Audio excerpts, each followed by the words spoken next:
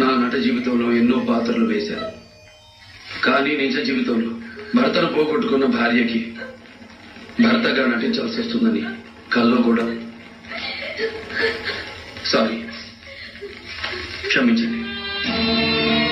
ప్రతి మగాడి విజయం వెనుక ఒక స్త్రీ ఉంటుందట. ప్రతి వీర జవాన్ విజయం వెనుక మీలాంటి ఒక భార్య ఉంటుందని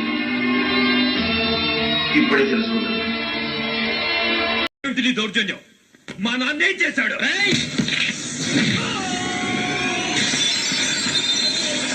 ఏం చేశాడు?